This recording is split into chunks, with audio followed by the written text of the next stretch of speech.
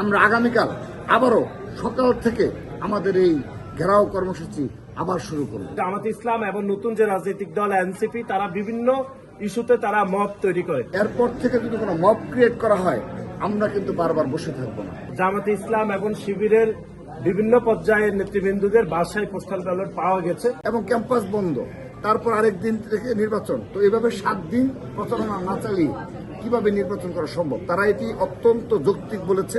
তারা বলেছে না, হ্যাঁ এটি আগে অ্যাডজাস্ট করলে আরো ভালো হতো, তাদের সিদ্ধান্ত গ্রহণ করতে, এবং তারা এটি অবশ্যই যৌক্তিকভাবেই তারাই করেছে।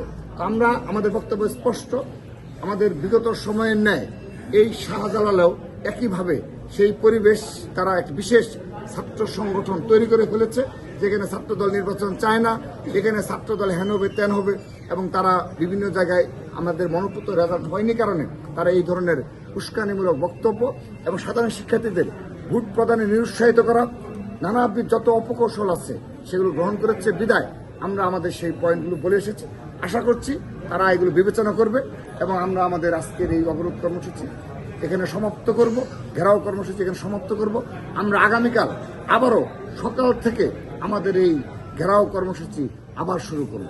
যতক্ষণ পর্যন্ত দাবি আদায় না হবে ততক্ষণ পর্যন্ত আমরা আমাদের এই ঘেরাও কর্মসূচি অব্যাহত রাখব।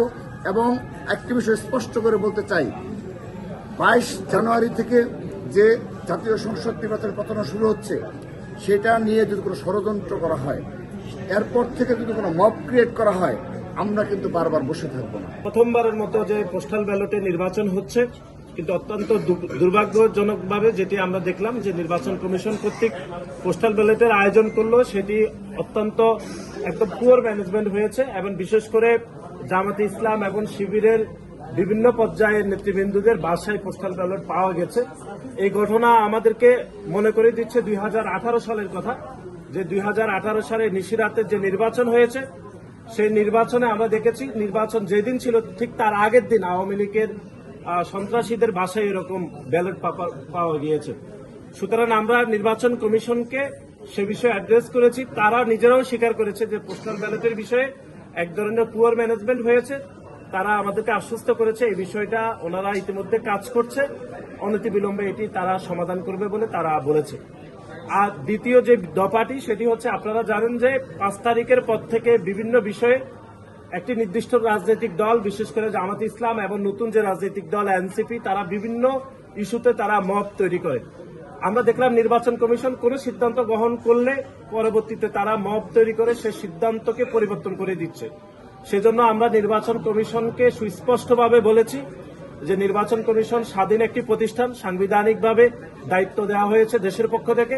সুতরাং নির্বাচন কমিশন যেন সেই বিশেষ রাজনৈতিক দল, বিশেষ করে জামাতে ইসলাম এবং এনসিপি যদি মব তৈরি করে, তারা তাদের সিদ্ধান্ত, যে সিদ্ধান্ত তাদের সাংবিধানিকভাবে সব থেকে ভালো সিদ্ধান্ত, সেটি যেন তারা বজায় রাখে সেই বিষয়ে আমরা নির্বাচন কমিশনকে বলেছি। শাহজালাল বিজ্ঞান প্রযুক্তি বিশ্ববিদ্যালয় ছাত্র সংসদ নির্বাচনের বিষয়ে হচ্ছে শিক্ষা মন্ত্রণালয় থেকে এই মাসের 5 জানুয়ারি একটি চিঠি ইস্যু করা হয়েছে।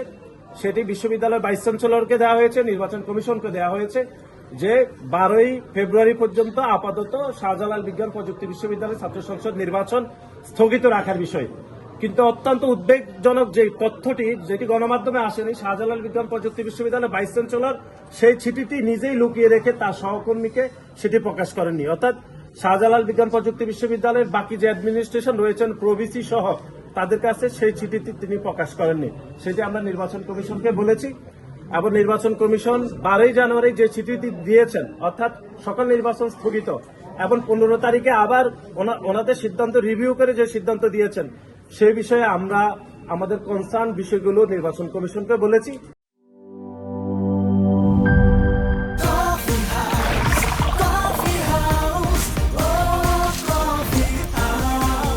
কফি হাউস, প্রতি চুমুকে আড্ডা জমে।